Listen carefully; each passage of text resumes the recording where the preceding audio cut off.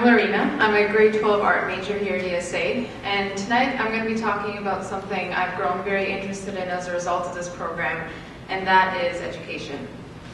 The visual art program here has been a very pivotal experience for me, and that's largely because it completely overturned everything I knew about school and exposed me to a process of thinking and learning and communicating that has been one of the most rewarding experiences of my life. And what has influenced me the most about this program is that it is very humanizing. To kind of define what I mean by that, a humanizing education system is one that prioritizes the cultivation of good human beings. And it does this by challenging students to center their learning around who they are and by allowing itself to be an inclusive platform for dialogue. This has defined the environment within the art classroom here, and because of that, we've been able to form an intimate community. The intimacy comes from every member of this community being expected to dissect and transfer who they are into their artwork and to others, which of course requires being put in a very vulnerable position. Vulnerability is an integral part of the process of dialogue because it provokes empathy and new perspectives that ultimately make the dialogue more meaningful. The primary problem with school for me is that it hasn't been a place that encourages this kind of dialogue. Instead, it has relied on rigid, marginalizing structures that inhibit students from not only developing as great thinkers and creators, but as good human beings, because it fundamentally does not acknowledge our uniqueness or believe in our capability to produce meaningful dialogue. What I want to shed light on tonight is the way we project reality in our school system and how this projection and the increasing commodification of people leads to a very dehumanizing school experience. One of the most important things I've come to realize is that there are very specific filters that exist in the curriculums we learn from, and they promote a very specific perspective on reality. The problem is that when there is a predetermined set of knowledge implemented into a curriculum, the reality that it promotes is very static and outdated. And this is a problem that our modern education systems will continue to run into as the world changes faster and faster, and it becomes a struggle to keep up. The challenge becomes, how do we prepare students for the overwhelming unpredictability of the world they will face when we have no idea what it will look like? And my response to that is, how do we expect to do that if we're not even letting them navigate it?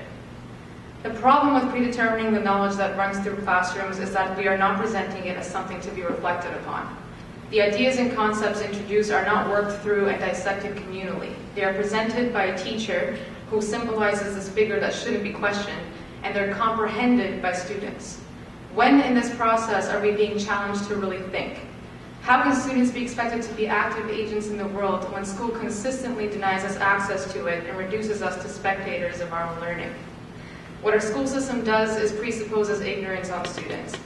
There's this condescending, paternalistic implication that as a student, your ideas don't matter, and they only will matter once you complete this process of validation. Essentially, we've created a structure that promotes obedience, passivity, and dependency from the student, and is reliant on authoritarianism, standardization, and instruction in order to carry out its process of what it calls education. Education's existence ideally is a response to the social, political, and economic conditions of our society. It is a critique of these conditions, a platform on which these conditions are challenged and transformed through open and meaningful dialogue. Right now, it is not serving that purpose. A dialogue in a standard classroom is also hindered when the unique experience of its participants are not acknowledged. A classroom of 30 students will have 30 different discourses present, but none of those are acknowledged in the face of the one discourse being taught. 30 entirely different people are being instructed and evaluated on knowing the same things. The course is not interested in the relationship between who we are and what we are learning. The course doesn't ask us to call upon the exact experiences and perspectives that only we as unique people can provide. It never urges us to be self-reflective, never puts us in a position of vulnerability. Essentially, it never asks us to exercise our humanity. And what this creates is an incredibly dehumanizing learning experience because students are never asked to link what we're learning to who we are and what we care about. Whether we care or not is far from the point, because now the classroom symbolizes a means to an end. This ideology is beginning to come through in the language we use around education as well. When we talk about student success, we use words like productivity, efficiency, and maximization, and the vocabulary itself is a testament to this very pervasive commodification of people going on within school, and it is rooted in this degrading system we live in that measures greatness in terms of profit as opposed to the human desires within us that allow us to care and find fulfillment. And that brings me to how the art program here has stood in contrast to all of this. On the first day of grade 10, We all sat together in a circle and were reintroduced to art. In one class-wide conversation, we adopted a whole new perspective of art making that was very different from how a lot of us had known it before. The steps in making our first art project in grade 10 were find your idea, create a language around it, and relate it to the human condition. Oh, and don't forget to change the world. Now, I'm going to be honest and admit that my first thought was, what the hell is the human condition? But after that, I was freaking out over the fact that we had no specific instructions. We were expected to think for ourselves and figure out how we're going to make art that has a personal connection to us and the rest of the world. So as someone who thought they were fairly smart, because up until then school had been rewarding me with good grades, I was particularly distressed. I mean, you expect me to do a project without being told exactly how to do it? And that's what I mean. When you assume students to be intelligent, when you recognize that they are capable of contributing to a community in their own ways because they are unique human beings, you put a whole lot more responsibility on their shoulders, but it is the most rewarding kind of responsibility there is. Because it forces us to be actively engaged in learning about ourselves and the world and how those two things interplay. We have a responsibility to teach other people what only we can, and that requires a whole lot of self-reflection. The dialogue going on in the art classrooms acknowledges the many different discourses that are in the same room, and it depends on that diversity. It is an environment that holds equal value to each member's contributions. It was the first time I really had to make that link between everything I was learning to who I am and what I care about, because making art relied on it. Now, I don't mean to paint this program as a perfect haven on earth, like all learning environments that has its flaws and aspects to be improved upon.